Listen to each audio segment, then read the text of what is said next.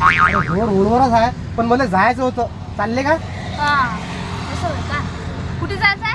मला राधाजवळ सोडा बा. अरे यार माणूस आहे. हो भाऊ, काय घरवाली सुद्धा काय काय काय भांडण गिंडण झालं की काय?